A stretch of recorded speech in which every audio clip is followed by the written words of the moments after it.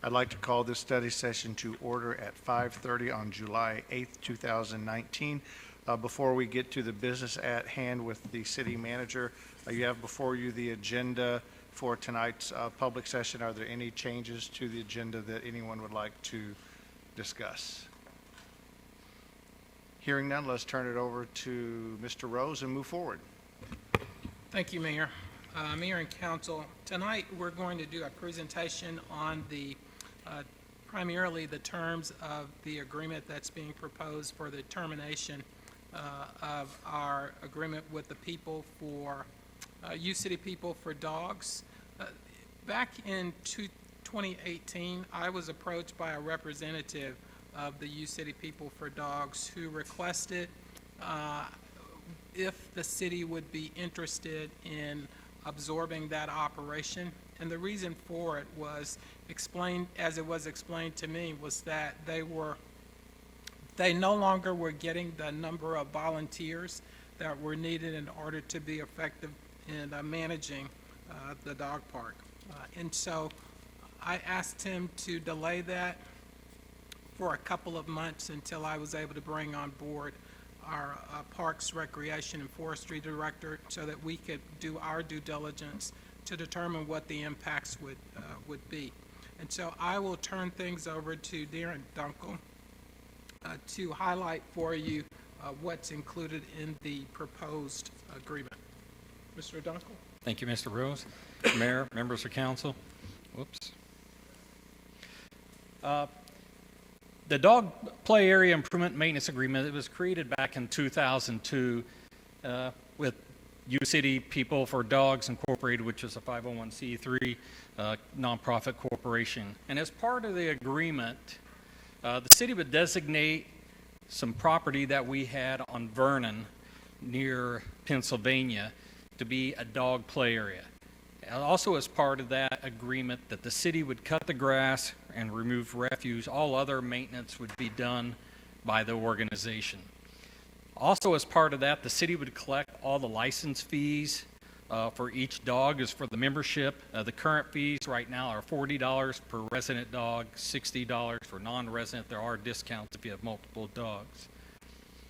Also, as part of this, the U-City People for Dogs, they would construct a fence and the other structures at the dog park area. They would establish the rules and regulations, and they would maintain the rest of the property and the improvements.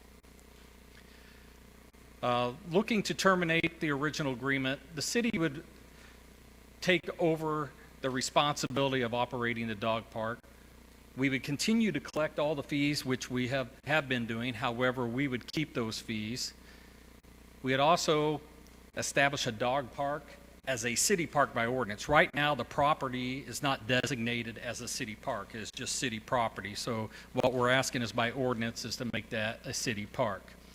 As we move forward, and assuming that it would be this would be approved, we would be working towards establishing new rules and regulations, which would be adopted by ordinance so that we can enforce those rules and regulations. And we would maintain the whole dog park, not just the mowing and removal of trash, but we'd maintain the fencing and all the other structures as well. The U-City People for Dogs would relinquish all their on-site assets to the city, and they are also asking as part of this that they would donate $20,000 to the city to construct a pavilion to be placed at the dog park. They have mentioned that they like the one that's currently placed at Queenie Park, just as an example, and so we would be looking into that as we move forward as well.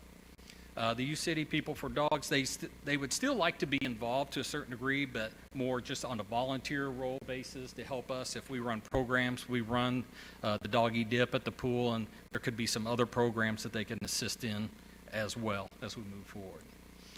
This is a picture of the pavilion at Queenie Park, just to kind of get a sense of what that looks like. And if anybody has any questions. Honorable Mayor, if I might, there was one question I received regarding the impact liability-wise insurance, and so wanted to respond to that. We checked with our insurance provider.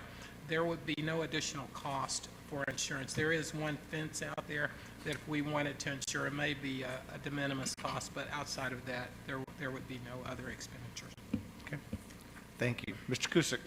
Thank you, Mayor. Mr. Rose, I have two questions. The current organization is a 501c3. Will that be dissolved? Or will they still have any type of legal responsibilities or actions? Honorable Mayor, Councilmember Cusick, whether they dissolve or not will be up to the organization, but they would no longer have responsibility for the play area, the dog play area. And then, thank you, and then the $20,000 that's going to be donated to the city for a construction of a pavilion, do we know what a total cost of a pavilion like that is going to be? So how much are we going to have to come up with to pay for that? Honorable Mayor, Councilmember Cusick, the cost of the pavilion will be determined based upon the design of it. And so we will look to determine what can be built for about $20,000, unless the council directs different. Thank you. Ms. Carr. Thank you, Mayor.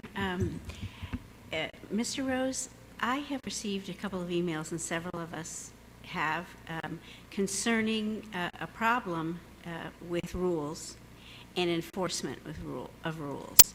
And so I'd like to know what kind of rules we'll be making, how that will be enforced, and I have had some other complaints about the safety of various dogs. One person called me and said that her Great Dane, a puppy, was pretty badly injured. So it's not normally I would say great, but I do have some concerns.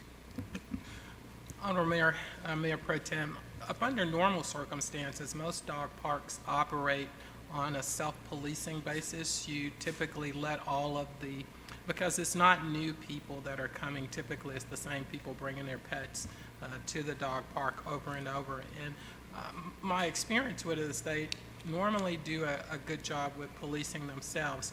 If there is a situation where someone doesn't play well in the sandbox with others, or some dog, then I think government, our police would be able to step in. But I would hope that that is the exception and not the norm for us. And they would be working with our Parks, Recreation, and Forestry employees as well. We would certainly display what those rules are. We would have our officers add that to part of their routes that they patrol. So we would be going by periodically, but we simply would not have a permanent staff there during the entire operation. Okay, and may I follow up? So how many dogs could any one person bring in?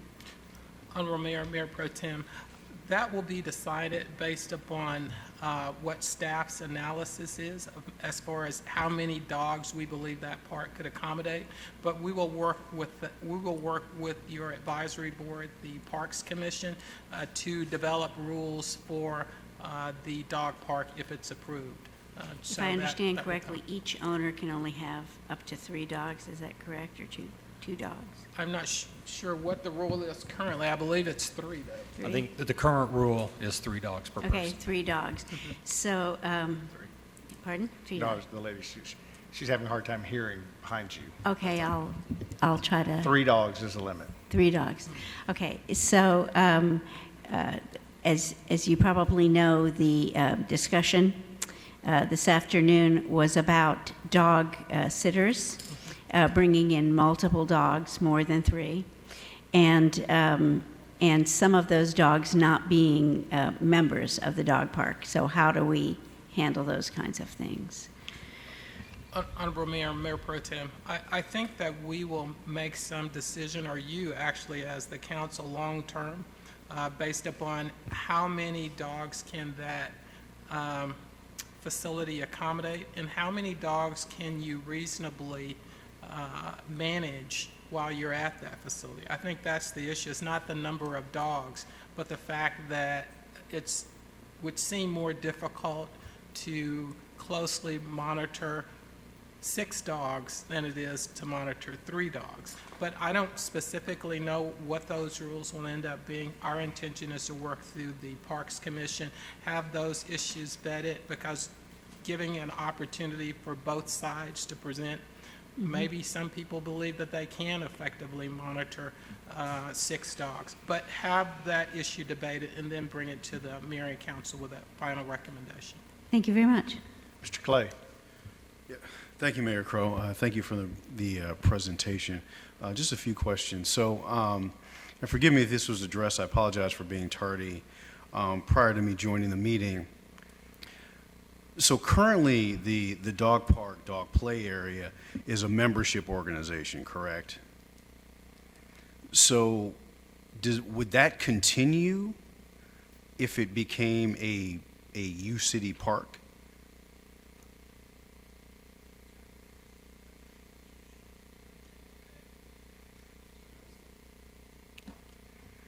Yes, Councilmember Clay.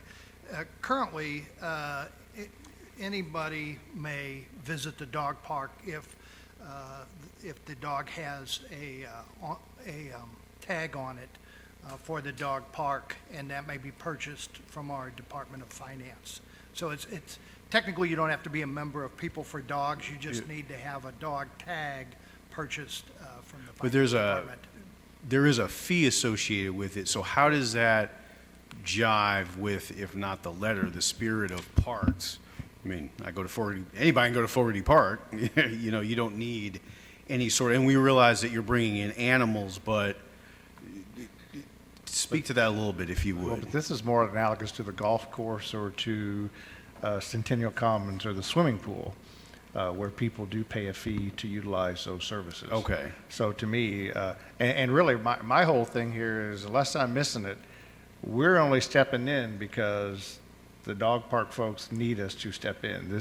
The tenor of some of the emails that were acting as if we were wanting to take this over. I mean, I can assure you, tell the people in the room, the city does not in any way want to take over the dog park. We are accommodating a request by a group of people who no longer have enough volunteers to staff it. And so that's why we have been asked to step in. So there is in no way a desire by us Oh, I to understand broaden that. our scope. We are trying to accommodate our citizens who find the benefits of the park to be something that they want us to maintain. Yeah. And I understand it's an amenity, but in making it a park that tethers us to certain obligations in perpetuity. And so another question is about the fee revenue and what that looks like.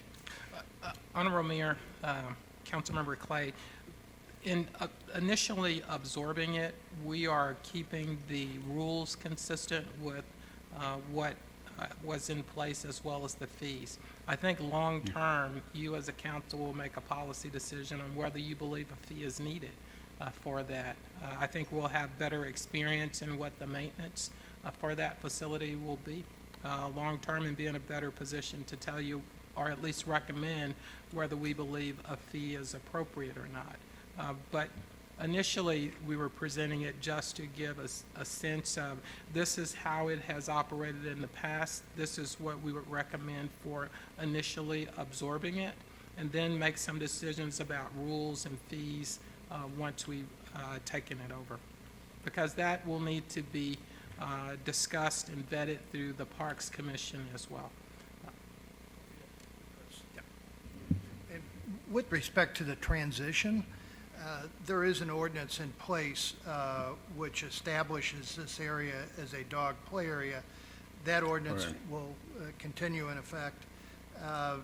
The use of the dog play area is subject to the rules and regulations established by the city manager.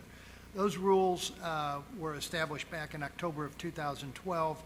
They're attached, you should have it in your packet, the page with the rules.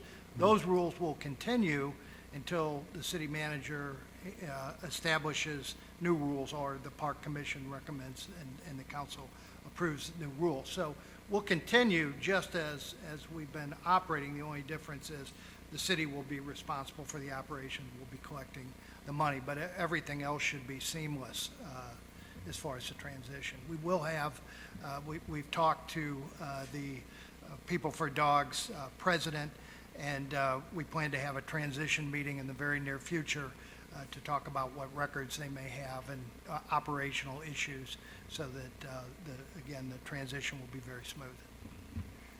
Okay.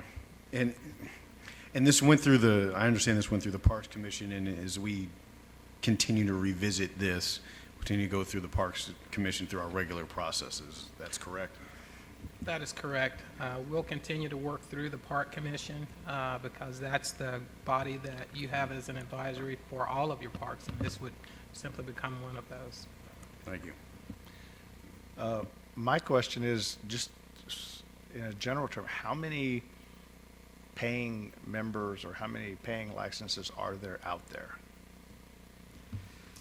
Depending on the resident, non-resident, they're looking at somewhere around 300 as a ballpark. Okay. Thank you. Last year it brought in $14,800. Any other questions from members of council? To the members of the public that are here, this is on the agenda tonight for a vote, so that meeting starts at 6:30. So if you would like to speak to this issue during the public session, you're sure welcome to stay and pick up a sign-in sheet that is over by the door to sign and speak on this issue. Are there any other questions regarding Mr. Dunkel's presentation? Okay. I did have one more, Yes, Mayor. I yes. apologize.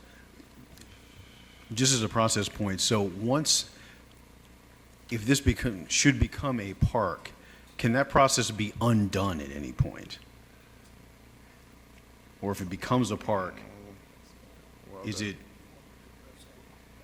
So this will be, assuming council passes the bill, it will be a dog park. The agreement that we have with People for Dogs, the termination agreement, specifically states that the city has no obligation to continue it as a dog park for any period of time. okay, just wanted to make, City may, if there are problems with it, the city may take action, including no longer allowing that ground to be used as a dog park. But once it's a park, we can't dispose of the land.